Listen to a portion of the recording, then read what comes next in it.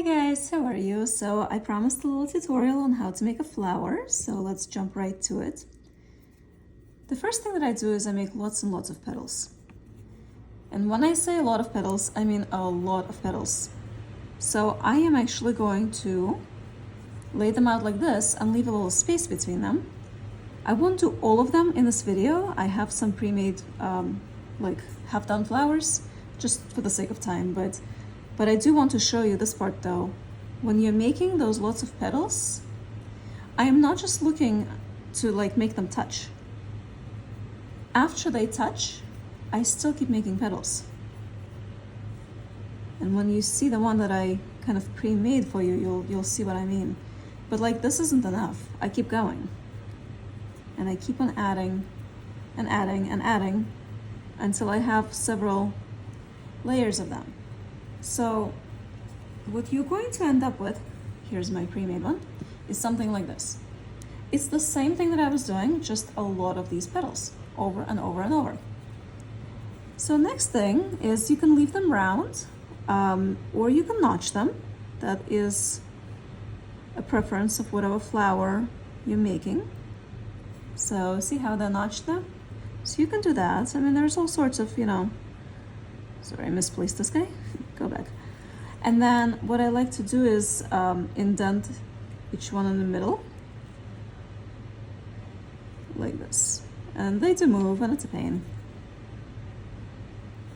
And just go like this, all over, and hopefully not mess it up like I'm doing right now.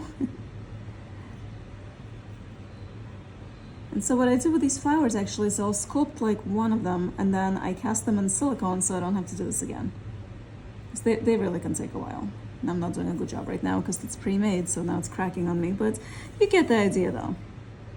So you go around and you just really add detail, and sometimes like I'll do just one down the center, sometimes I'll indent them. Like you can do 3 like this, It really depends on like what you want for your flower. Okay, so here I'll just do like the basics so it doesn't look too terrible in the end. Okay, all right, let's just leave it alone. So for the middle, I take a blob, and again, it's up to you on how big or small you want to make it. And I put it in the center of the flower. And then I take a tool, any tool, and I kind of like press down the outer edge of it. This is probably not the best tool. I don't remember what I used for my original one. It might have been even a pencil. I use like the weirdest things sometimes, but so you go around like this, and at first it looks silly, but by the time you're done, that doesn't look so bad. Okay? And then what I like to do before I do my molds is I will actually take a brush and I wet it a little bit, and I will smooth down like some parts of the flower so that it looks a little bit more natural. It doesn't look like I sat there and poked at it. So just make it back into a circle, kind of. I guess you could take like a wooden stick and do it too. There's so many ways to do this. And what I like to do then is go and indent the middle. And you can use the back of the brush, you can use like something sharper, just aesthetics, depends on how you want your flower to look like.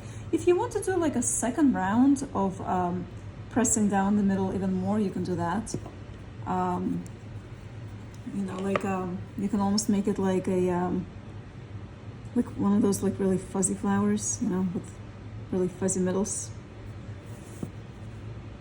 That is just your imagination, whatever you would like. Completely up to you. The only thing I will caution you is the more detail you put in, the better your flower will look. You really have to spend some time and do like the little things. Once it's done, just cast it in silicone and you never have to do it again. You'll have that mold forever. So do spend, I made this in probably 15 minutes, but like spend 20-30 minutes on it and then just cast it. All right, on my YouTube there are videos on how to cast in silicone if you need to see that. So you can feel free to take a look at that. But basically this is the flower. I hope this helps. I have to run. Have a great day, everybody. Bye-bye.